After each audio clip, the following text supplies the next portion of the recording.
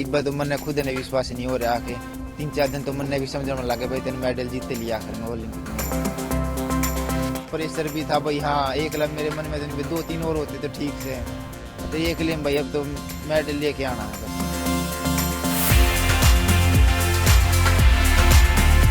Paris Olympic 2024 में भारत को एक और मेडल मिल गया है।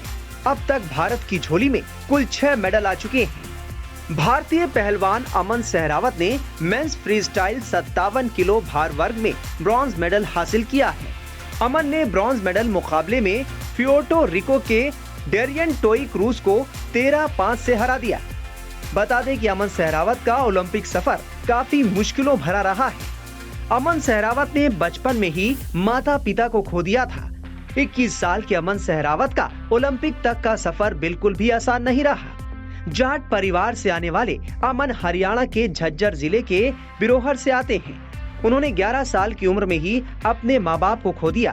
पहले अमन की माँ का हार्ट अटैक से निधन हो गया था, तब उनकी उम्र महज 10 साल थी।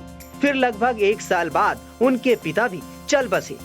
इसके बाद अमन और उनकी छोटी बहन पूजा सहरावत को उनके बड़े चाचा सुधीर सहरावत और एक मौसी की देखभाल में छोड़ दिया गया। माता पिता की मौत से अमन पर गम का पहाड़ टूट पड़ा और वो मुश्किल वक्त से जूझ रहे थे। ऐसे में उनके दादा मांगेराम सहरावत ने उन्हें संभाला और इससे उबरने में बहुत महत्वपूर्ण भूमिका निभाई। अमन ने अपनी मेहनत और जुनून की बदौलत वो कर दिखाया जिसका पूरे देश को इंतजार था। आज बहुत बढ़िया लग रहा है। इब्बा तो मन खुद ने विश्वास नहीं हो रहा कि 3-4 दिन तो मन भी समझने लगे भाई तेने मेडल जीते लिया आखिर में ओलंपिक में। बस यही सोच के आए थे कि भाई पहले तो 2 मिनट नंबर नहीं देना किसी का।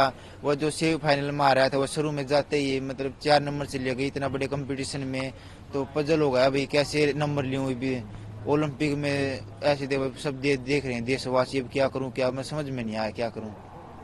बिल्कुल, लेकिन हम ये सुन रहे हैं कि ये मेडल पहनने के बावजूद भी आपके अंदर खुशी नहीं है। आप बिल्कुल स्वर्ण पदक की ही उम्मीद लगाए बैठे थे, ऐसा नहीं ऐसी कोई उम्मीद तो लगाए बैठे थे, खुशी तो है पर अंदर से है बहुत है।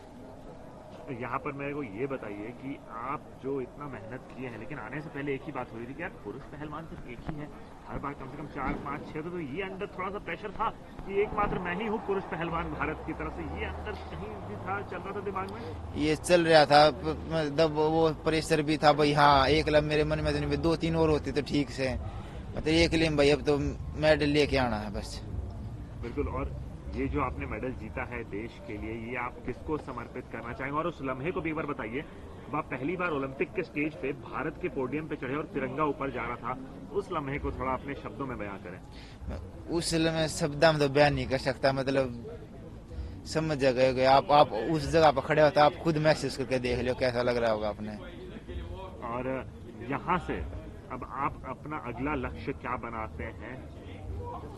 यहाँ से अगला लक्ष्य तो 2028 का है और 2026 में एशियन गेम्स हैं। तो ये बात भी आप जरा बता दीजिए कि आप जितना अच्छा खेले, आप खाते क्या है? लोग ये बोल रहे हैं कि कभी अमन सहरावत को हमने खाते पीते नहीं देखा, कभी उसको देखा ऐसा। आपका क्या आपका डाइट है, क्या है? ना डाइट तो वे नॉर्मल ही है, बादाम ये रोटी खा ली, वहाँ पर सेब अनार सप्लीमेंट है, प्रोटीन वोटीन यही बस। अमन ने 2022 के एशियाई खेलों में 57 किलोग्राम वर्ग में ब्रॉन्ज मेडल जीता था। फिर साल 2023 एशियाई कुश्ती चैंपियनशिप में गोल्ड मेडल हासिल किया। जनवरी 2024 में उन्होंने जागरेब ओपन कुश्ती टूर्नामेंट में स्वर्ण पदक जीतकर देश का नाम रोशन किया। वो पेरिस 2024 ओलंपिक के लिए क्वालिफाई करने वाले भारत के एकमात्र पुरुष पहलवान रहे।